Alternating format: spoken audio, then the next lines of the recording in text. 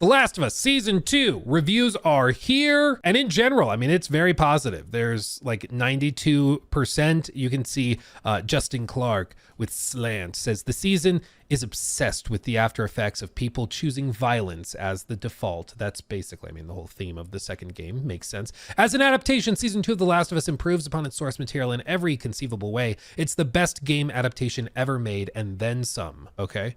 Comicbook.com. Season 2 delivers a bigger, bolder story that will undoubtedly upset and challenge audiences. True. It's brutally raw, vulnerable, and it will likely drive viewers to tears every other episode, thanks to the powerhouse performances from Ramsey and Pascal. Daily Beast says, understanding its subject on both an intellectual and emotional level, it's a viscerally conflicted monster and continues in this second season to be the finest video game adaptation ever. Ooh, baby. Pedro Pascal is a force to be reckoned with in The Last of Us, and with Bella Ramsey and Isabella Merced? I'm not sure. Matching him beat for beat, Season 2 is a powerful, rousing triumph that cements this series as the best video game adaptation ever. It's not all positive. Inverse says, frustrating, morally messy, and occasionally lovely, the second season is bigger and broader than ever, exchanging heart-melting scenes grounded by Pascal and Ramsey for relentless torture and execution sequences. Yeah, it's kind of just the second game. Boston Globe says, Season 2 may go down some roads that are uncomfortable to follow, but once again, The Last of Us delivers a beautiful misery of a story about the limits of love and humanity in a broken world. And then this one is important to note.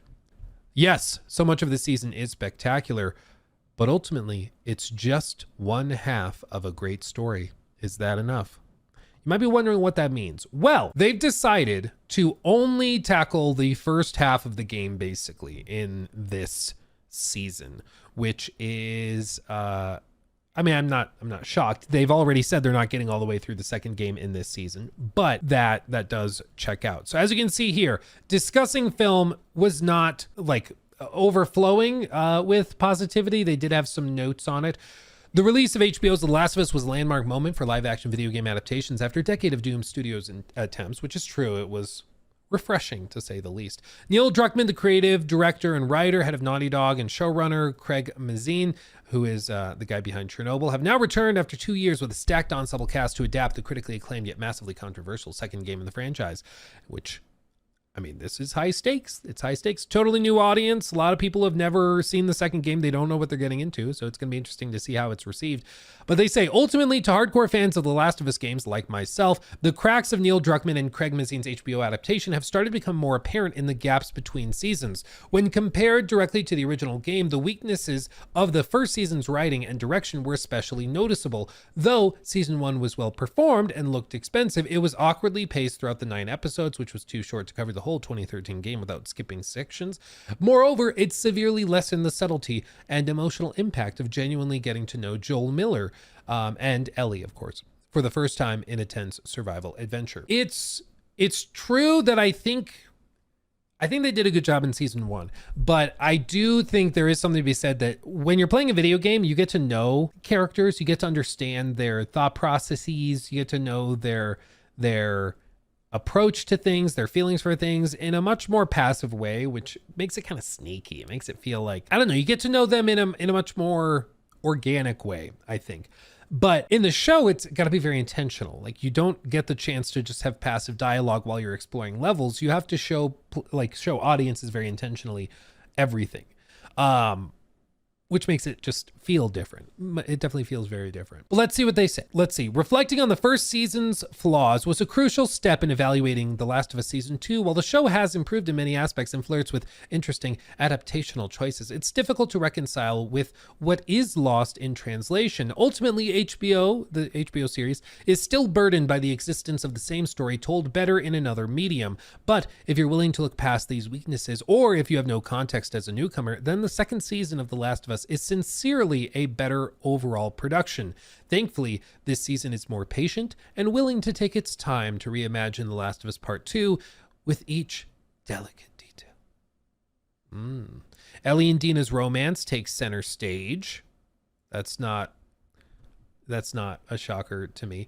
Credit should be given to Neil Druckmann and Craig Mazin for taking some of the criticisms of the first season's structural weaknesses to heart. Yes, The Last of Us Season 2 is shorter, with it being 7 episodes. However, the choice to adapt only the first half of The Last of Us Part 2, instead of trying to stuff it in one season, pays off in allowing the world to breathe. Additionally, it gives the TV series the opportunity to include many more intimate and special moments that strengthen our bonds with characters. Particularly, Ellie and Dina's relationship gets to take the spotlight. Their friends to lovers romance is as much a highlight here as it is in the game. Performances are also great, they say, and the ensemble cast is also a major strength, as they explain. And then, as you can see here, there are numerous times when overarching mysteries are answered as soon as possible, depriving us of the ambiguity that made playing the game such a captivating experience.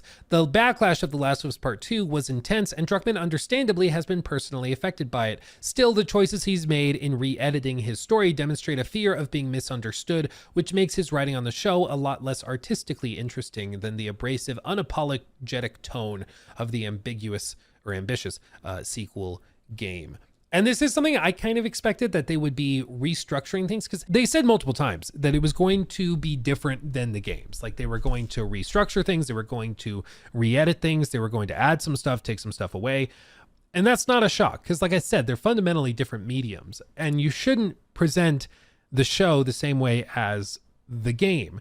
There was even an interview recently where Neil was saying how the reason that the game was split the way that it was, basically you play the first half as Ellie, the second half as Abby, was because they experimented with splicing it like as they went, basically doing chapter 3 as Ellie on, day 2 of Seattle or whatever, and then they would go and do day 2 as Abby and show you that, or even splice it amidst. So it's like you do the morning section with Ellie, then you do the afternoon section with Abby, and then you go to the evening with Ellie. They experimented with that, but what they found was having different loadouts, different abilities, different, if you play The Last of Us 2, like there's the upgrade paths with crafting materials, with basically skills and things. That was too confusing for players. Players were constantly being like, oh, I thought I upgraded. Oh, that was on Ellie. Okay.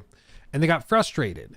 And so they decided to just totally separate it out and split it, because it just wasn't working. In a TV show, you can do that much tighter integration, and it's not as jarring because you don't have to worry about the gameplay element. So we've known for a while that they were going to do things differently in the show, but what it seems is when you look at reviews and stuff from people that are not overly familiar with the games, those reviews are very, very positive and people absolutely eat it up. But when you look at reviews from people familiar or even like hardcore fans of The Last of Us Part 2 game, those people feel like some of the magic is lost here. And if Neil is like trying to be maybe overly aggressive with how he explains certain things, or with certain pieces of exposition, that wouldn't really surprise me, because I think he wants to avoid people coming at him when they're confused or something. It might also just be a Craig Mazin influence as well. If he's like, I think that's too vague, we got to specify it more clearly. Either way, I think it's probably going to be pretty damn good. The first season was pretty damn good. I'm interested to see how it feels to watch Bella Ramsey do a lot of these scenes, which are very intense, and they're just a lot, because I think Bella just does not carry the same intimidating presence and screen presence as Ellie in the games did, where it's just different. It's just different. So I'm excited to see what that looks like. But they're basically saying what you want to hear. It's got very, very good reviews when you look at the consensus, and of course we'll see when they drop it, when it comes out and we can watch it. We'll see what we think, because you never know, sometimes reviewers are a little off. But as of right now, the reviews are quite positive, and overwhelmingly positive, dare I say. So I'm excited to see it. And I'm really curious where they end the season. I'm very curious. It has an 88 on Metacritic as well. Okay. Interesting. He took my thing.